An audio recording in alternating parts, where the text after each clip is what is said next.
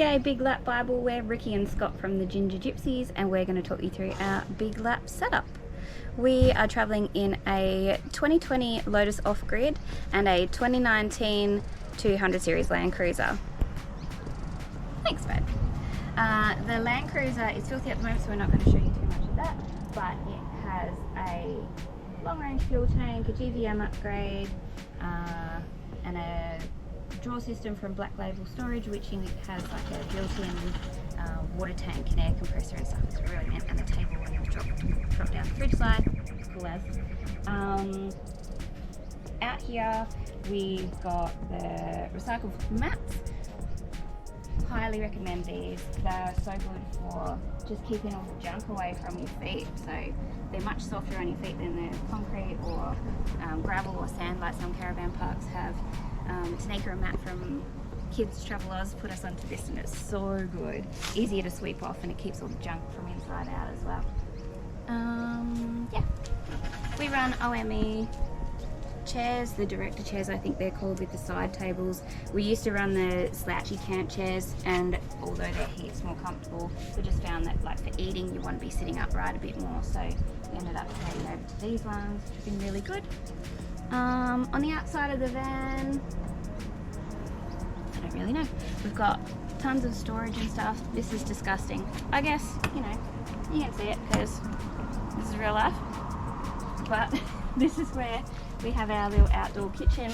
It's got a fridge slide in it. The people that had it before us had a big fridge on there, but we didn't feel like we needed extra fridge space, so we put our Weber on there, and that just comes out and makes it easy for cooking. And then up the front we keep our swags and other bits and pieces in there. The front of the van's got a bike rack. We put all of our, what's it called, chainsaw and stuff in there. And on the other side, all of our hoses and electrical cables and extension leads and things like that go on the other side. Come inside. Full disclosure, it does not normally look this clean in here, but I cleaned up for you. So inside we've got the east to west bed, east to west bed, which initially we weren't too sold on because obviously one person has to climb out, and my side used to be that side, but I get up to go to the toilet all the time, so we had to swap sides, which was a bit of an adjustment after 10 plus years of sharing a bed, but we made it work and it's fine now. So I think we had to have that to have the van the smaller length, but with this twin wheels, so that's why we've ended up with the east-west. Kitchen, microwave, which I love, all of the storage space that we need. The only things that I would change about the kitchen, I love the black fittings, I love the black benches, I love the marble. What we would do differently if we were building another van, or if we built this one in the first place, we wouldn't have had the draining board, because we just get like the ones that you can get that pack away so that you have the extra bench space. And we'd also have a smaller sink, because when you're off grid and you want to do the dishes and you just want like a little bit of water in the bottom of the sink, you can't really do that with this because it's such a massive sink size. So we just run a bucket in there, which actually helps out in the end anyway, because we don't end up putting so much junk down the sink. So I don't know, maybe we'd run the bucket anyway and it wouldn't matter, but anyway. And the other thing that we would change is we wouldn't have the oven. So this is our beautiful bin setup. As you can see, we've got a plastic bag, but we just store our bread in there. We've never used the oven because we always use the Weber. So yeah, they're probably the only two things that we would change about this entire setup. Oh no, that's not true. This table we're not a fan of. It looks nice, but it's just not very functional when you want to have 3 people sitting around, and it gets in the way a bit. So we're actually thinking of taking it out, putting a mat down, and just running tables that we can put in and out.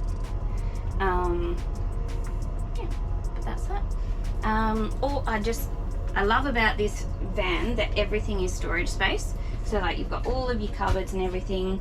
We put all of our shoes in this one right near the door. This is the most important cupboard with the booze in it, obviously. We have been looking for a way to deal with our alcohol, but that box seems to work just fine, so we just leave it at that. Kitchen things, pantry stuff goes up the top, but all of the space is really taken up by storage. So like even down the bottom, the kickboards and that, they're all storage space. Yeah, fridge, full-size fridge, don't worry about it. A brilliant aircon that has been running flat out because we've been in the Pilbara for a few months now over the wet season, and it has been stinking, so that's been running flat out and we've not had drama with it, which has been really good. We didn't have any sort of cut-off space, and we thought, seeing as though we were sharing a space with our daughter Navs, that it would be good to have some sort of space in between. So we've just we've got a shower rack from Bunnings, and just got one of those little tie-on curtains, and that's what we use. And it seems to work. It was a cheap setup anyway. So this is Nav's space.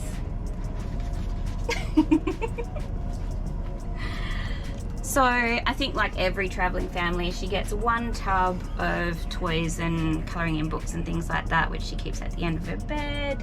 But this is really her space. We haven't been able to find any like van linen for bunk beds that we actually really like, to be able to justify the cost. So we just shove everything underneath the mattress and tuck it in, and it works.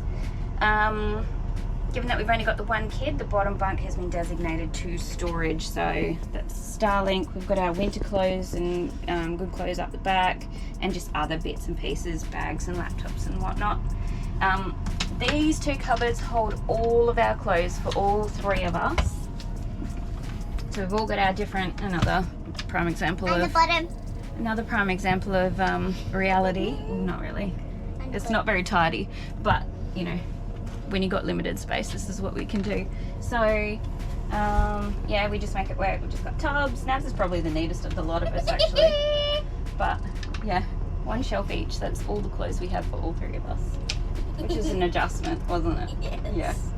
Yeah. We've got a washing machine. This was a feature that I wasn't sure if I was going to want or keep, because I'd never had one before. We'd been solid campers and I just used a bucket and cleaned things, but when you're living in it, I'm so glad we use that all the time, every few days, especially when we're in caravan parks like we are at the moment. When we're in there for, you know, a few months or whatever, if we stop to top up the bank account, then it's good just to not have to use the caravan park washing machines, which are pretty gross and end up being quite expensive. So yeah, really stoked that we ended up keeping that. And then yeah, you come through to our bathroom. We've got a separate toilet and shower, which is yeah, something that we're pretty stoked about. If you need the toilet, someone's going to be showering. Yeah, that's it. We're not using the shower at the moment because we've got an ensuite side at the caravan park, so it's pretty empty. But those fusion lock storage caddy things are just, they're duck's nuts. You can't get any better. They never fall off. They just stay solid, hold all your stuff in, and yeah, really good. Yeah, so in those top cupboards, we just got toilet paper and first aid kit, and no, not first aid kit, just medicine stuff. And the bottom we've got our towels. We use those Tessellate towels, even though there's nothing better than a big fluffy towel. The Tessellate ones just take up so much less space, so that's what we use. And then I think the only probably other thing is battery system. So we've got a lithium battery setup from iTech World.